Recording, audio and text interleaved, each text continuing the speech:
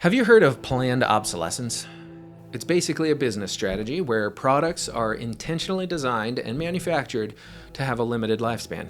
That way you're forced to buy it again when the product craps out. Ever notice that light bulbs, TVs, and other typical household appliances don't last as long as they did 60 years ago? I had a Vizio TV that I'm still using, and that's just from like the early 2000s. Could it be because of corporate greed or another stingy government tax grab? What else is the government up to when it comes to intentional misuse of power to keep the American people a lesser, gullible species? I'm Bobby, one of the producers for Blockchain Basement, sitting in for Drew in the Blockchain Bunker. Let's get into it.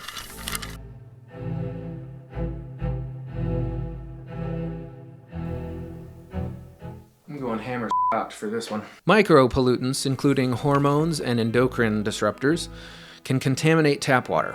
Endocrine, whatever.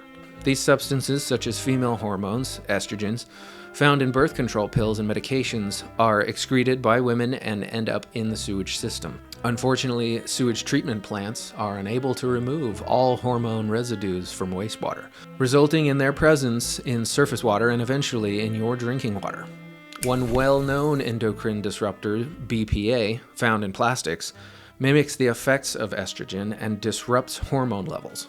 It's important to avoid these substances in your bodies. These chemicals, making their way into the bodies of men on a regular basis, have a clear effect on the masculinity of men. It's expected for testosterone to decrease with age. There has been noticeable drops across generations since the 1970s. Younger generations like Gen Z and millennials have considerably lower testosterone levels compared to previous generations. It's not just chemicals and hormones making their way inside our bodies, but societal norms infecting our minds. Nowadays, it's totally normal for a man to not just be in touch with his sensitive side, but to completely cave into a demented state of gender retardation, wear dresses, put on makeup, or to completely deny your XY chromosomes and call yourself a she, her, they, them, zays, or whatever the hell.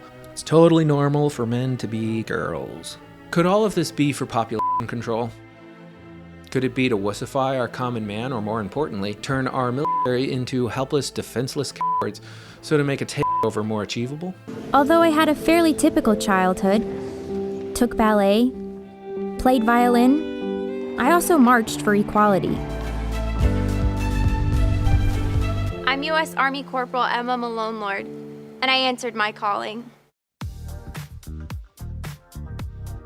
Okay guys, so we're gonna start off with makeup first.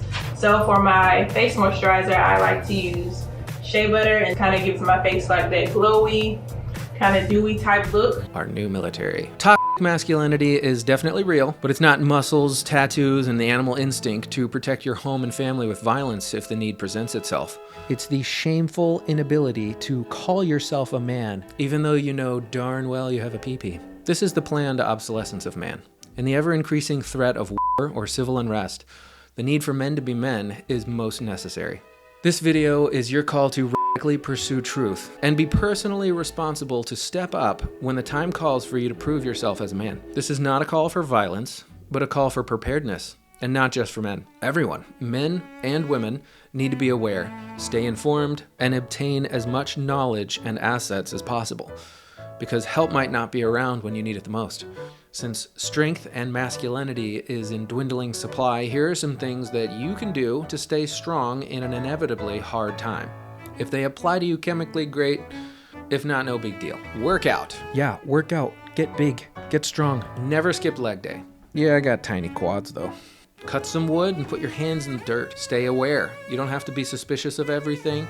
Just look up from your phone every once in a while. Avoid eating and drinking from plastic containers. Store your water in glass if you can. You can even filter your own water. Avoid soy. Instead, try adding high-protein producing foods like cashews, oysters, pomegranates, leafy green vegetables, fish oils, onions, extra virgin olive oil, and many more. And I would never suggest putting a synthetic inside of you. But men, if you're really feeling sluggish in your old age, there are some tricks out there. Some legal, some not so legal.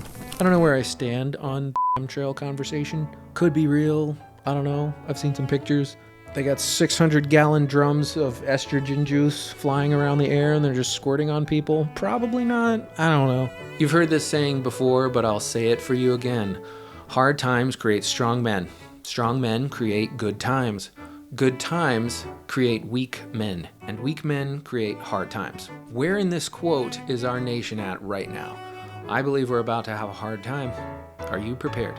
It's actually not the right way of saying this quote, but hard times create hard men.